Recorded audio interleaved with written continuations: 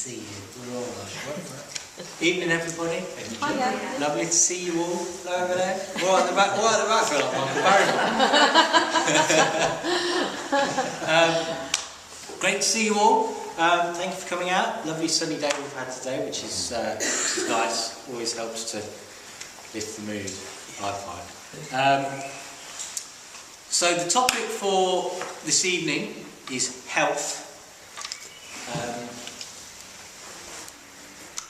A couple of aspects of that I thought I would explore, and please do chip in, anybody at any point in time.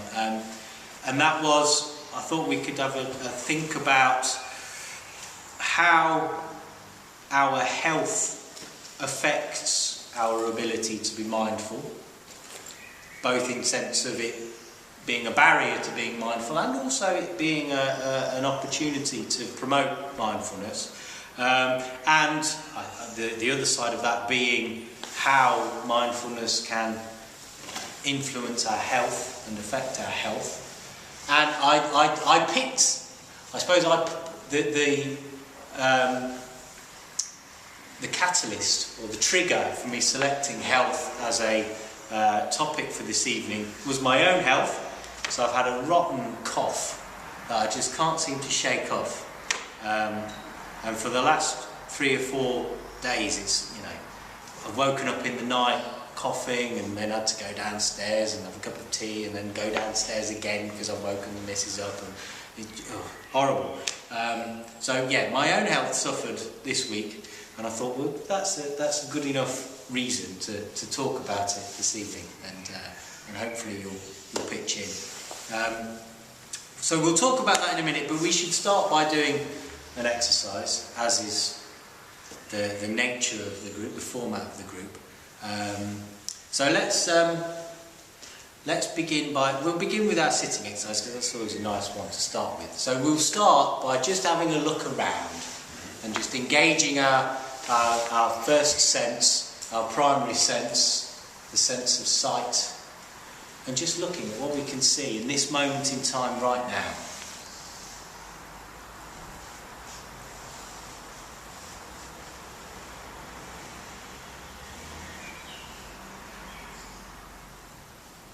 And once we've had a look around, we may close our eyes and turn our attention to what we can feel, our sense of touch,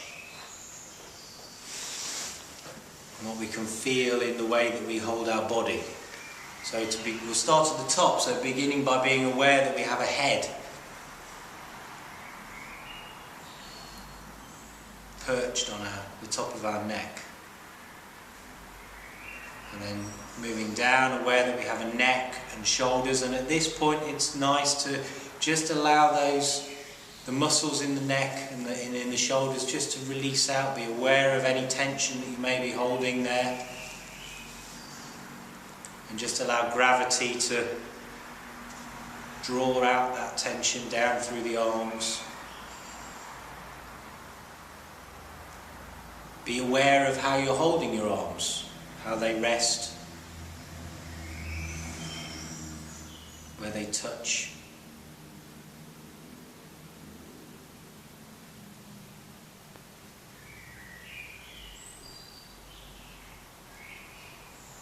And become aware of the spine, gravity pulling down through the spine into your bottom, pressing into the seat.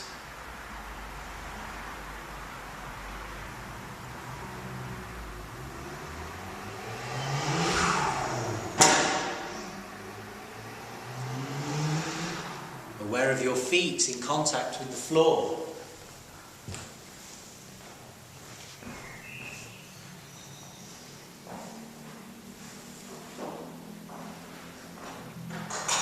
And then turn your awareness to your clothes against your skin. You can be aware of your clothes on your torso, on your arms, on your legs, down to socks and shoes on your feet.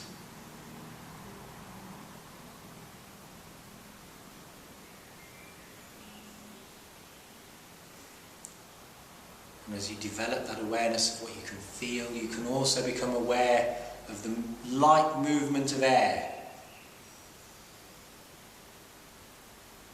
Even though we're sat indoors, you can still feel very faint movement on your skin, on your hands and on your face.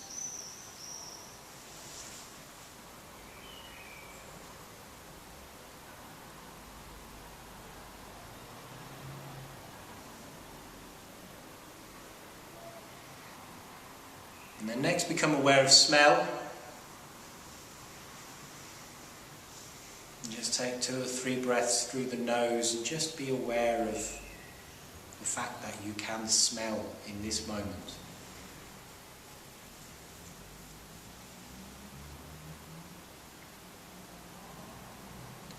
And then taste. Become aware of the taste in your mouth at this moment in time.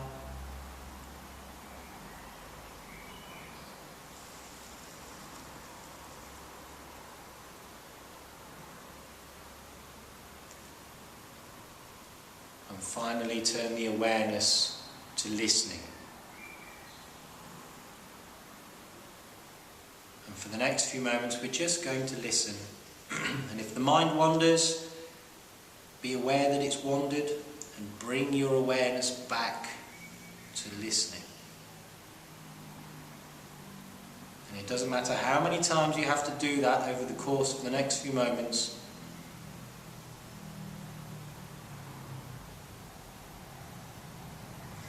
Practice to keep bringing the awareness back to sound and back to listening.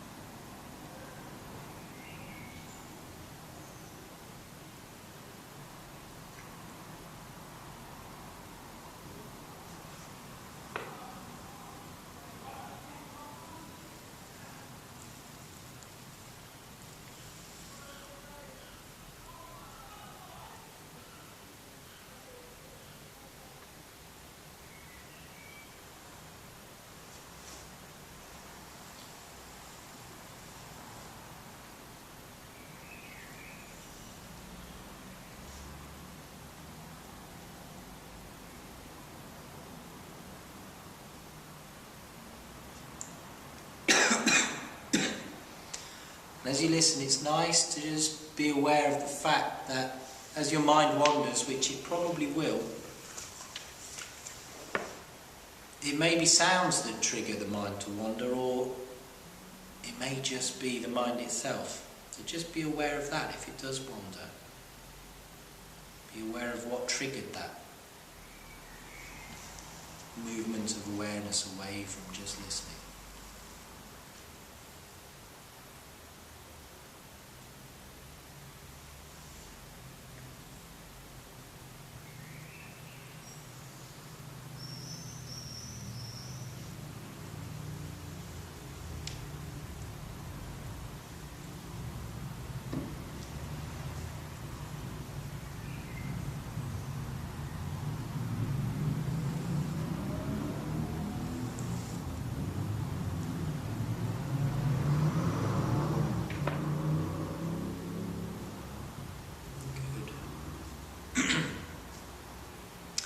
When you're ready, you may open your eyes. So we're thinking about health this evening, and I suppose there are two aspects of health. There is our physical health, and there is our mental health. And certainly for me, I personally believe that both fluctuate. You know, our physical health certainly does. As I mentioned at the beginning, I've been suffering with a bit of a cough and a cold. Nothing too serious, but you know, my health is not at an optimal level. It fluctuates, it goes up and down. There are days when we wake up in the morning and we feel fatigued. Other days we may wake up and we feel absolutely grand and fighting fit. And the same is true with our mental health. I think there's a bit of a misconception that mental health is almost an off and on type scenario. You know, you're either sound of mind and that's it, you're all right, or you're not, and your mental health is suffering in some way, and it may be extreme. You may be suffering from schizophrenia or something like that, or it may be at a lesser extent. You know, maybe it's just some mild stress and anxiety. But our mental health fluctuates in exactly the same way as our physical health. And I'd certainly like to think that through mindfulness we can remove some of the stigma that you get attached to mental health and think of it more along the same lines of our physical health. You know, if mentally you're not feeling as healthy as you perhaps did yesterday, it's okay. You know, it doesn't mean that there's a huge problem that's about to develop. Just be aware of the fact that mentally your health can rise and fall. But I think our health can certainly be quite a block to being mindful. Excuse me. I'll try not to infect you all, I'll direct you appropriately. Because health often seems to be something that we do put into the future. You know, when we think about our health, when we read all the advice, and there's a lot of advice that gets given out there about what we should do. We should eat 5 pieces of fruit and veg every day, and we shouldn't drink more than 18 units a week if you're a man, or whatever the current guidelines are. And so there's all manner of recommendations and advice that they give us with regards to our health. And we always tend to think of it in terms of the future, don't we? Oh well, if I eat healthily and I don't smoke and I don't drink too much, then my future health will be improved. There often is a projection on how our health will be in the future if we adopt a particular regime, rather than the focus necessarily being upon what our health is like in this moment, how we are right now. Very true. It's exactly how it is. Yeah. Which is probably wrong. Well, I suppose we should consider it to be wrong, given that this is about mindfulness, that this is about the present moment, and you know, we shouldn't worry about whether we're going to have coronary heart disease tomorrow, because tomorrow never comes. That's not to say that we shouldn't eat healthily, and that you know, I'm not recommending that you all now go down the off licence and buy 20 Embassy and a bottle of scotch.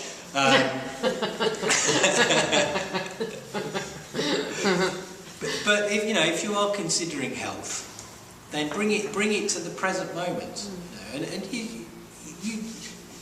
you eat healthily, you will feel better now than if you just dine on barely cooked meat and little else and chocolate. So that's one aspect to it, is the fact that those considerations of health tend to be pushed into the future, and I suppose we often make there's a tendency as human beings as well to push that concern for our health into the future as well, don't we? You know, I have known my mother-in-law for 20 years, and in the 20 years that I have known her, she is always starting a diet on Monday. Always, she always has done. The diet starts on Monday. It's now a standing joke. But we do that as well, don't we? We think, oh well, that can wait. I'll stop smoking next week. I'll eat more fruit and vegetables tomorrow. So we're frightened of change then?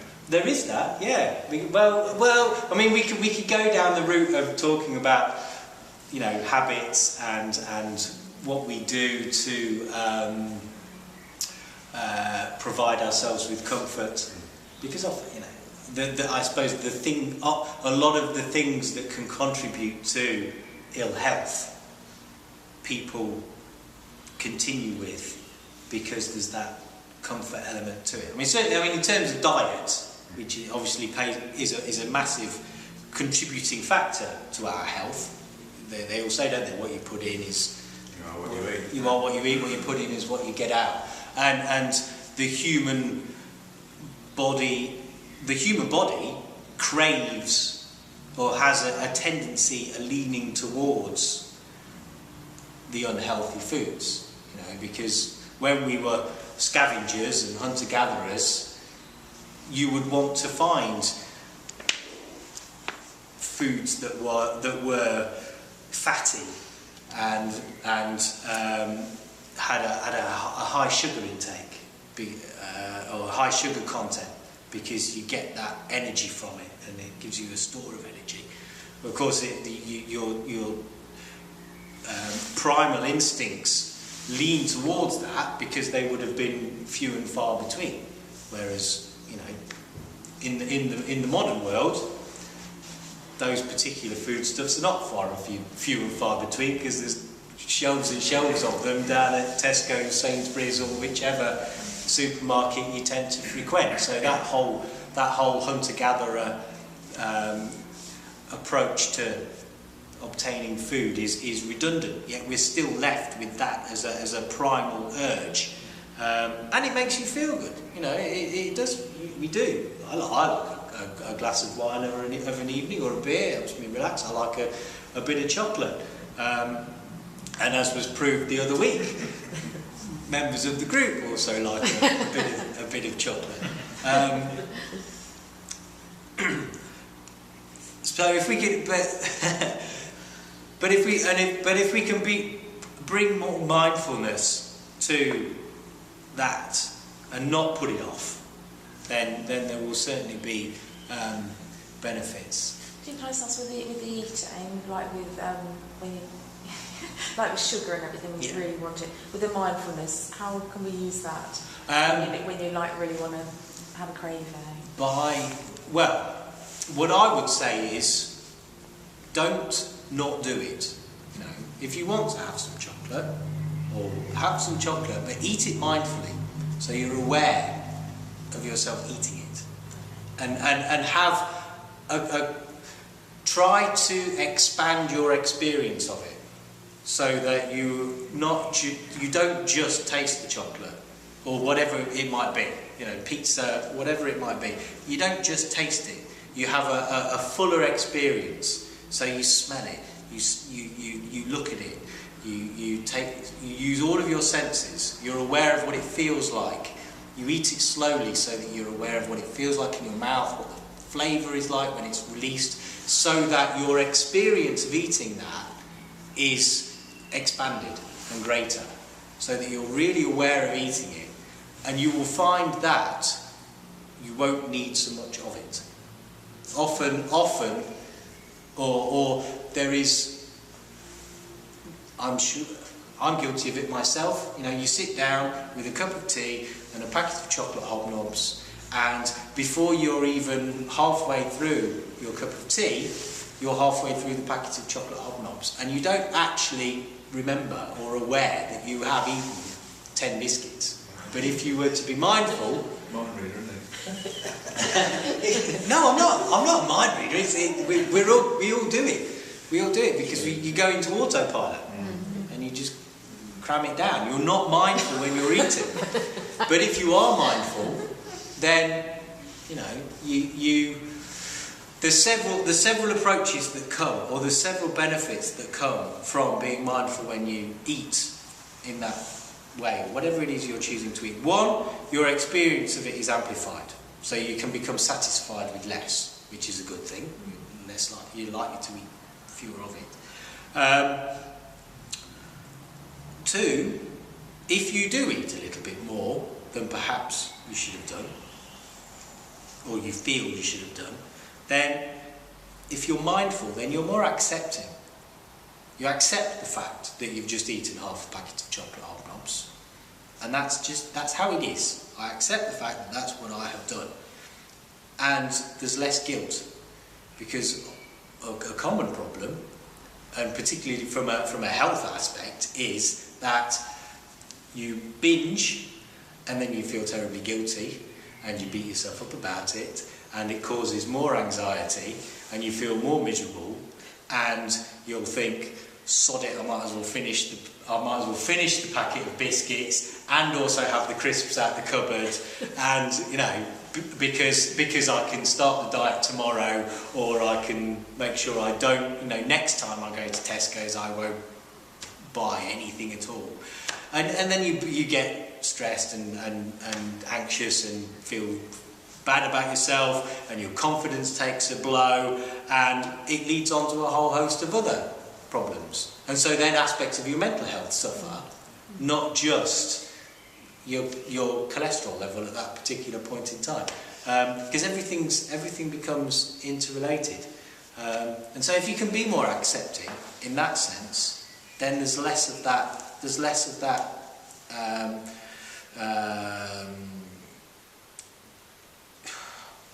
of the negative impact that it can have on you as a human being. They're all barriers. They're barriers to mindfulness. And when we do suffer ill health physically, there's another barrier there, because some people begin to identify. There's two things that can happen. One, talking about acceptance, people refuse to accept a particular health issue. No. Yeah, they can be in denial about it. Men are very guilty of doing that. Well, we don't go to the doctors, do we? We think, oh well, I don't need to go to the doctor. I'll be all right. It's a waste of time. So what if I'm bleeding profusely from places that I really shouldn't be bleeding from? It'll be fine. It doesn't mean anything. So we don't do anything about it, which obviously can have some serious consequences. Men are particularly bad at that. We can be in denial about it and not adjust our behaviours appropriately because we don't accept it, and we continue with particular behaviours that are impactful on our health. Or the opposite can happen, and we go beyond accepting it and actually think that we should be defined by a particular health issue that we have. And rather than being aware of maybe how we feel at this moment in time. For example, there is a person who I am aware of who has a bad back. They have a condition that affects their back. And what has happened over the years is that rather than them be aware of how their back feels in this moment in time, and think, oh, actually, today my back's not as bad. Today this is how my back feels. It hurts a lot, it hurts a little, whatever. I accept how it is now. They have allowed themselves to become defined by their condition, so that that's all they talk about.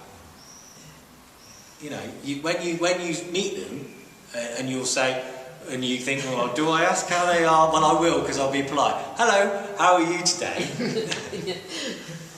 You just get this tirade related to their condition, and it doesn't come from a place of. It doesn't come from the moment. They don't think, oh, actually, how is the back today? Okay, they don't say, well, it's quite bad. Or they just give you this catalogue of everything that's gone on before, and they tell you about this person that they've seen and this treatment that they've had, and they relate it to all the things that have happened in the past, or maybe they project it into the future and talk about all the things that it's going to prevent them from being able to do in the future, or how miserable they are, or whatever, and no longer are themselves, they are so-and-so the back condition. And it defines who they become defined by, but they're not a bad back, they're a human being. And in this moment in time, maybe they are suffering some discomfort in their, here. And if they were to express that to you, then you could talk about that. But they don't. They just become this condition, and they allow that to define who they are, and it becomes part of their personality. I've been mindful of making sure that I don't do that myself. I have a colon condition. I won't pay the details. And I do find myself, I talk to people, and I find myself talking about, this is happening, or this, and I think, no, I don't want to be, colitis Jim. I want to, I'm Jim, and it is what it is in this moment, and I don't want to, it to be attached. I don't want to make that attachment. So that can be a massive block to being mindful, definitely. So if you do have a health condition, be aware of what it is, accept what it is, and don't allow it to define who you are as a human being. I've talked in the past about the real you at the core of your being, the you that isn't your thoughts and ideas, the you that isn't your physical body, the real you that is, and you apply whatever term to it you like, whether you believe in soul or whatever. I talk about the observer, that part of your being that's able to observe your mind processes, observe, your physical state. That observer is the real you, and that doesn't have physical conditions. The observer doesn't have mental health conditions. It sits outside of that.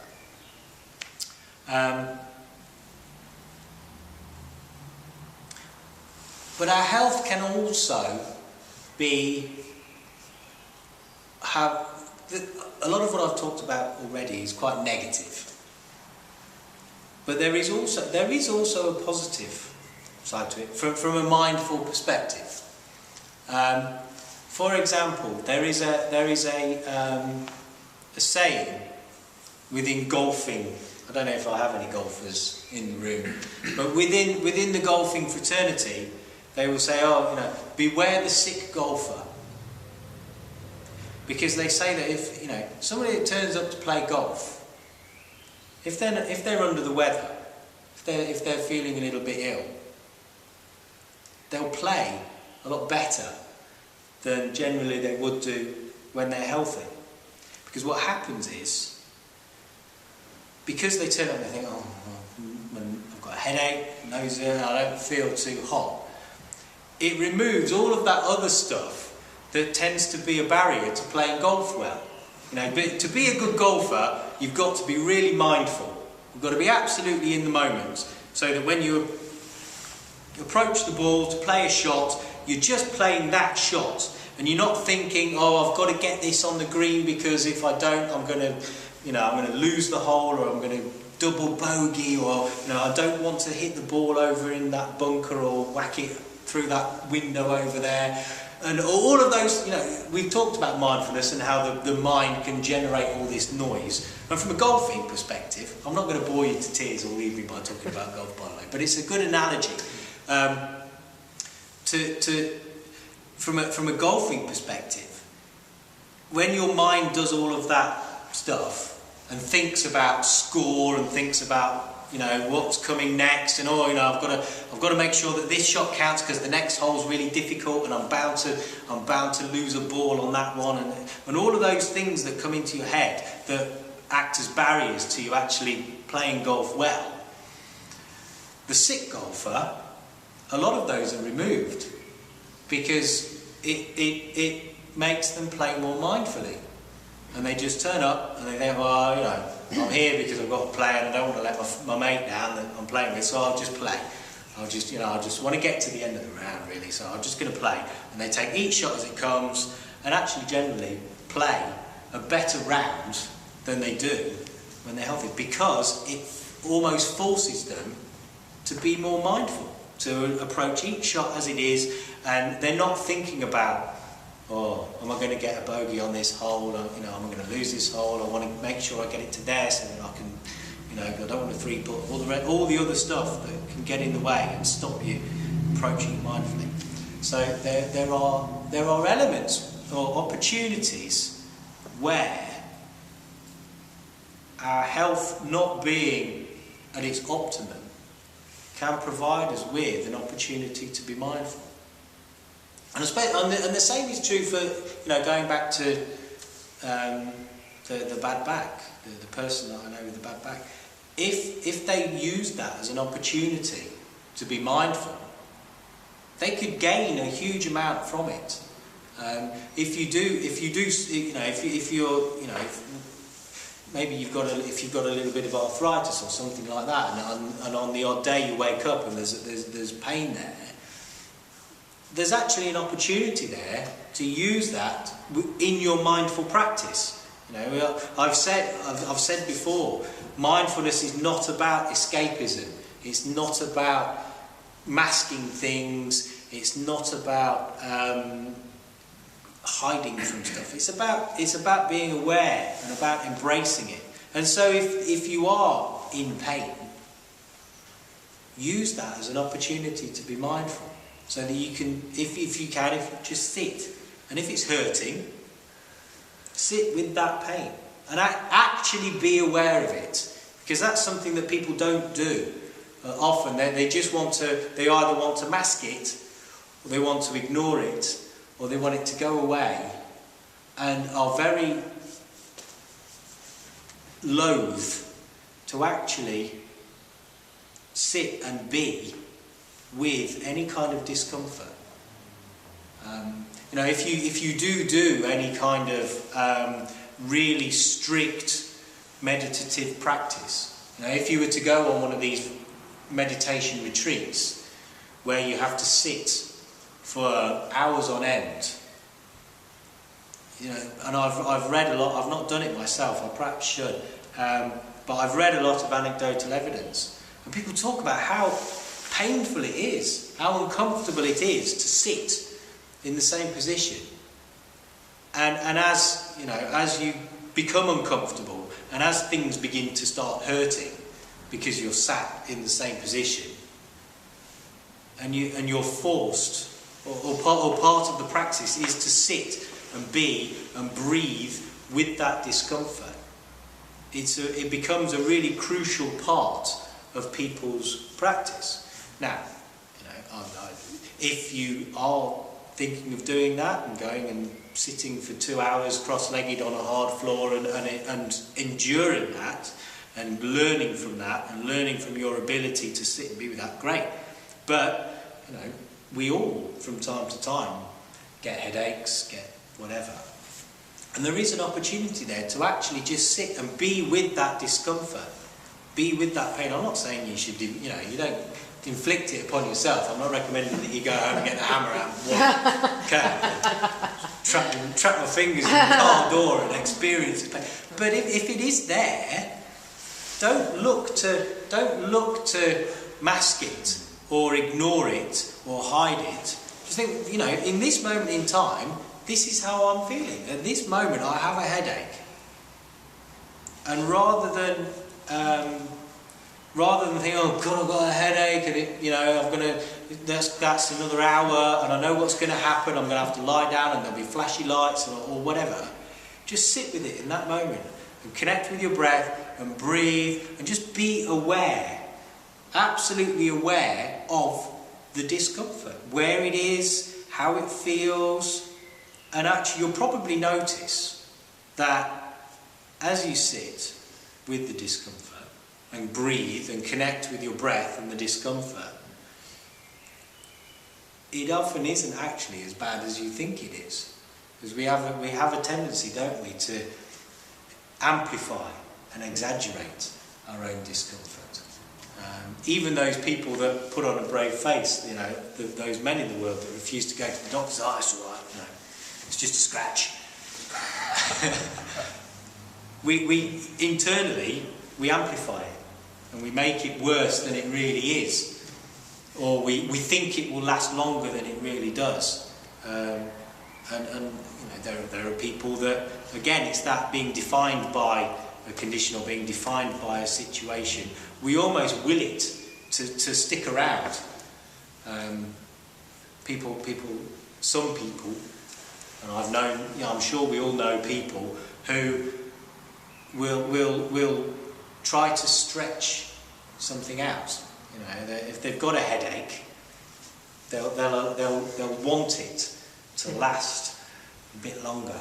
So whether it's to provide them with an excuse, or to give them something to talk about, or to give them an opportunity to wallow in their own suffering and feel sorry for themselves, whatever reason it may be, what they're not doing is actually sitting with it and accepting it and being aware of it, and using it as an opportunity to be mindful, because that everything is an opportunity to be mindful, whether it's, you know, pleasant, like the chocolate hobnob that we're having with our tea, that's an opportunity to be mindful, or whether it's, you know, the fact that we've just trapped our finger in the door and it's throbbing, that too is an opportunity to be mindful. I'm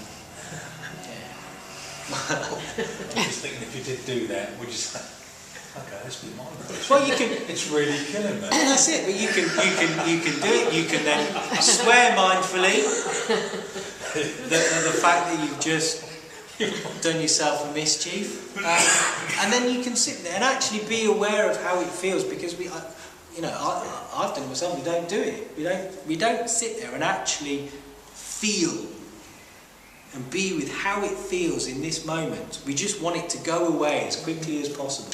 We just want it gone. You know, as soon as we get ahead of everything, right, where's the Nurofen? I want this gone. Or we sit and whinge about it for hours and not actually just sit and be with it and feel it and be aware of how it shifts and how it moves, and when you connect with your breath, often it will dissipate. Because the human body is an incredible thing. You know, it has this incredible ability to heal itself and to manage pain and all of those things.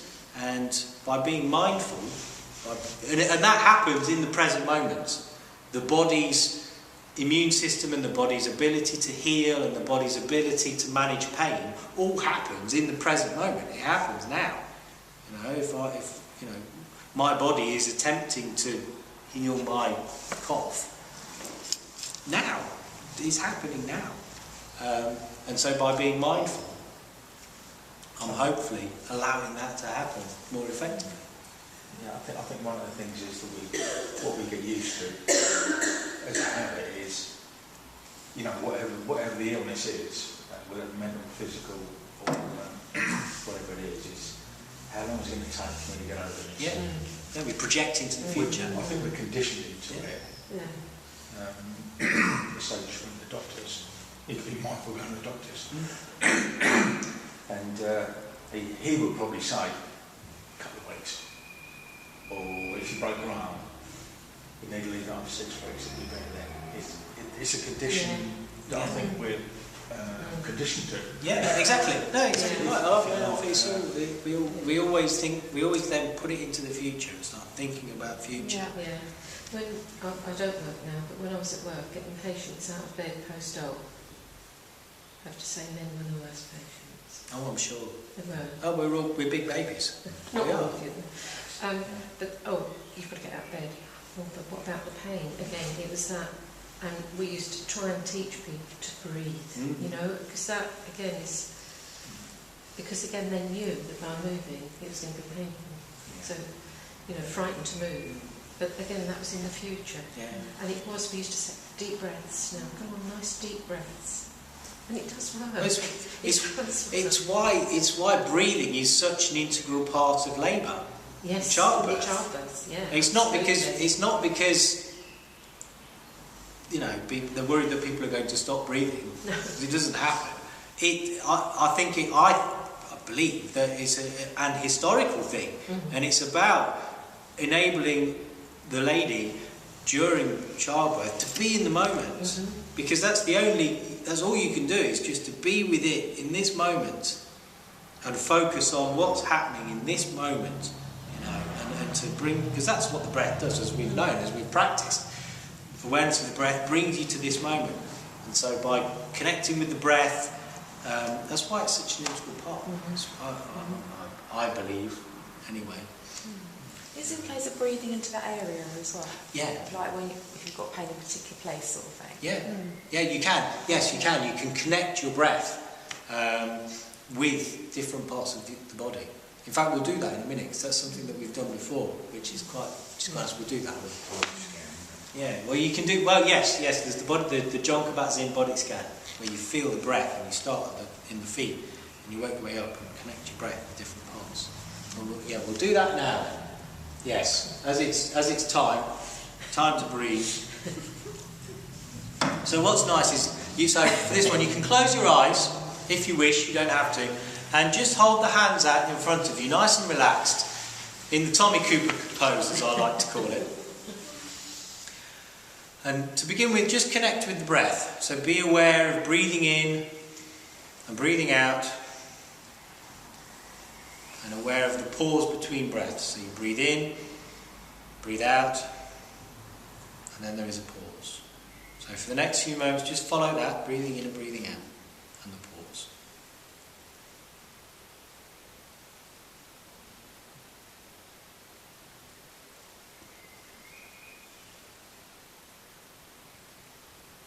And now what I'd like you to do is connect your breath with your fingertips.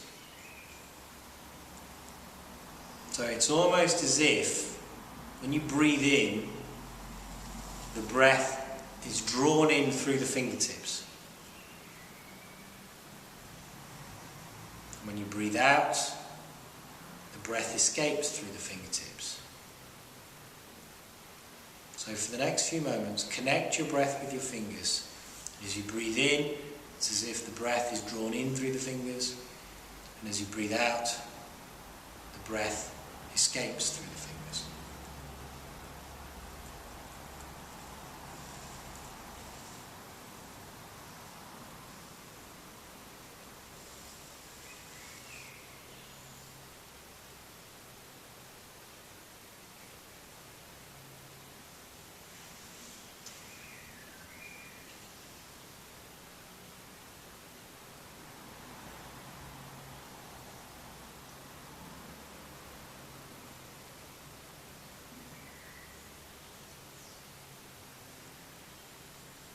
If it becomes uncomfortable, you can rest your hands on your lap, that's okay, but still just connect the breath with the hands and the fingers.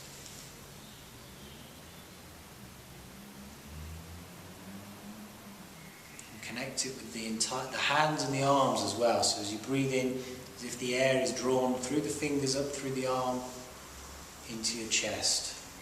And as you breathe out, it leaves your chest, down through the shoulders, down through the arm, and out through the fingertips.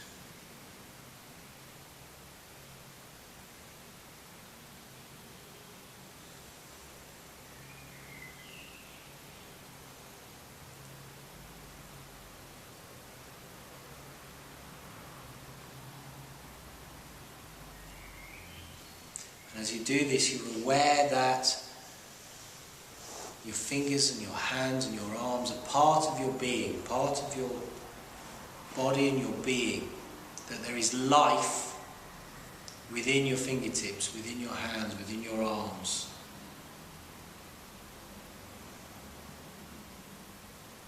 And that life, that living being within the fingertips, the hands and the arms, is intrinsically connected with the breath.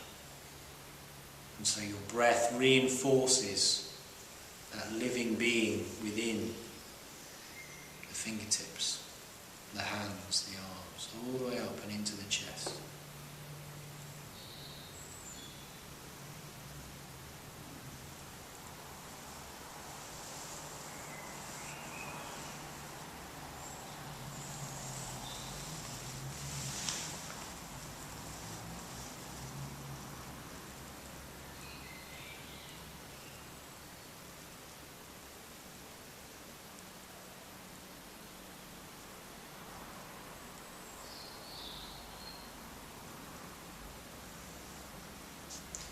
Now for the next few breaths, just really be aware of the pause in between breaths.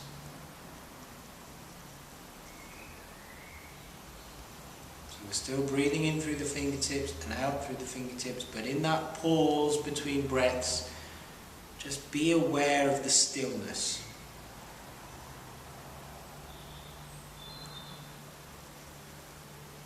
The stillness within your being in this moment.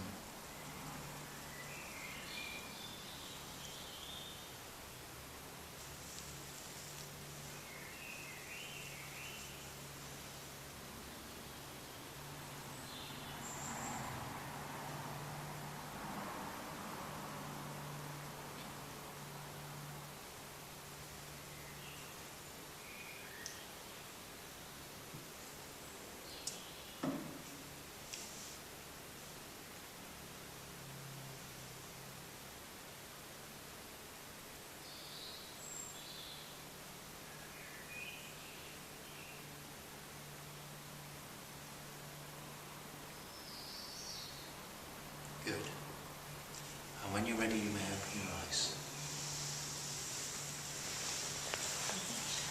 Thank you very much, everybody, for coming. Thank you. Enjoy the rest of the evening. And as I said last week, next week I'll be here.